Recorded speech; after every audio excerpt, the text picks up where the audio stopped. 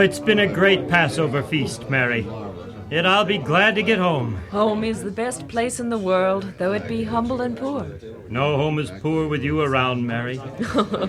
You're a good husband, Joseph. Any woman would be proud of you. Not to change the wonderful channel of our conversation, but are we about ready? I think the rest of the Nazareth caravan is. So are we. Good. I'll tell the caravan leader.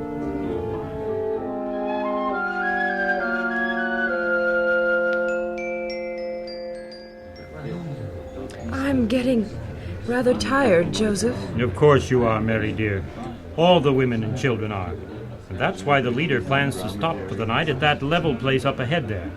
As soon as we stop, Jesus and I will make you a pallet. We'll do the work. You rest. Where is Jesus? I haven't noticed him around. Well, neither have I, but don't worry. As soon as we stop, he'll show up to help. He always does. He's a good boy, Joseph. As yet, I have found no fault in him. None whatsoever. There it is, my dear, the signal to stop. Luckily, we're right by a shade tree. Here, let me help you off the donkey. Just a minute, dear, and I'll place this blanket on the ground. You do nothing but rest.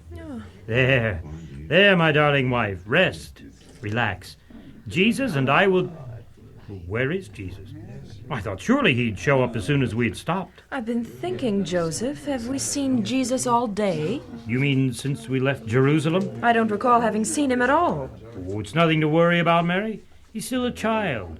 Probably with some of the other children. Joseph, we have been so absorbed in chatting and visiting with friends that we've not concerned ourselves with Jesus. We have lost sight of the Son of God for an entire day. Not for one moment, let alone an entire day, should we neglect or lose sight of him. I'll go look for him.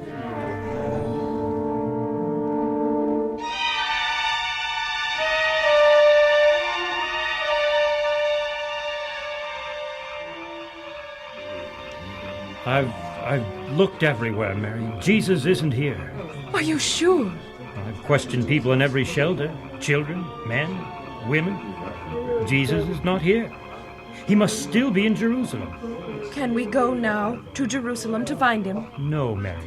We must wait until morning. We will start before sunup. Now, just as soon as we can see the road.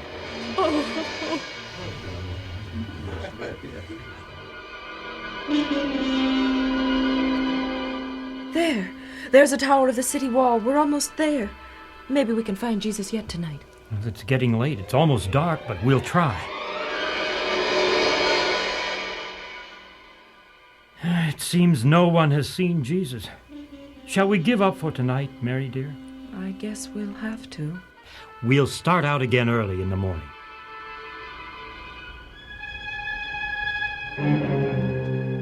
Pardon me, sir, but have you seen a boy, 12 years old, about this tall? Name is Jesus. No, don't believe I have.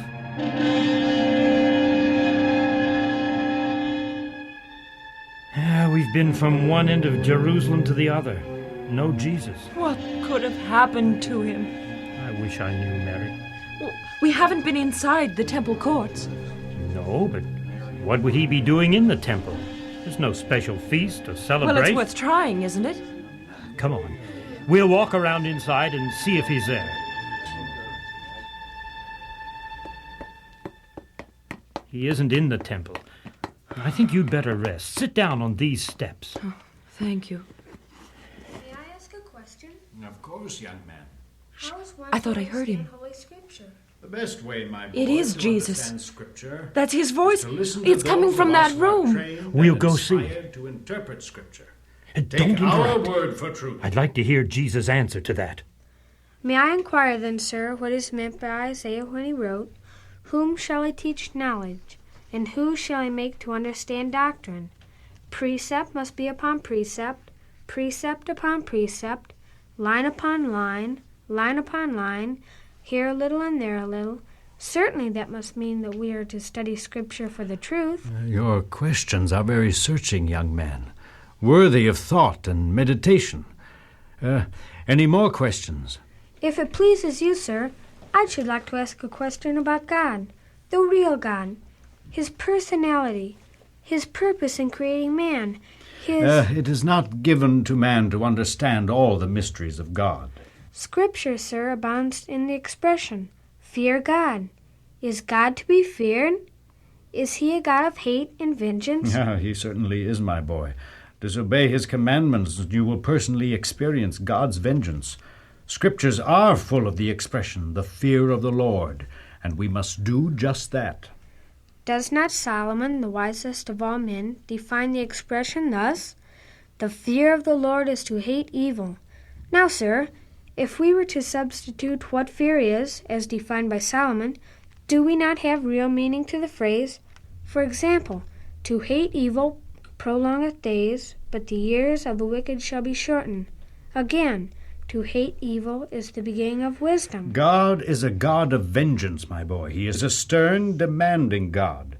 This is the opinion of the learned men of our nation. Thus it is truth. Did not Jeremiah, the great man of God, write, The Lord hath appeared, saying, Yea, I have loved thee with an everlasting love. Does that sound like God is a stern God of hatred, vengeance, and fear? Let's get him and go home. You are a very knowledgeable boy. As you for your say, age, Mary. But you must learn that God Jesus. has appointed priests and scribes to interpret his holy word. Son. You must abide by our truth and our decisions. Son! Yes, Mother. Come, we must go home. Yes, Mother. Son, you have been missing for 3 days. Certainly you knew your father and I would be worried. Why have you dealt thus with us? How is it that ye sought me? Wist ye not that I must be about my father's business?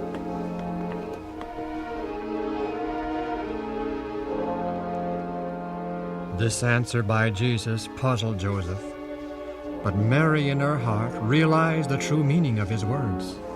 His father's business.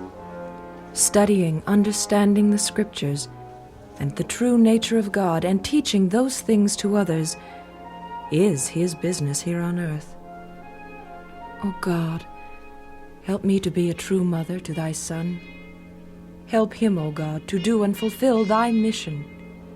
Help him, O Lord, to grow in strength every day, and to do thy will.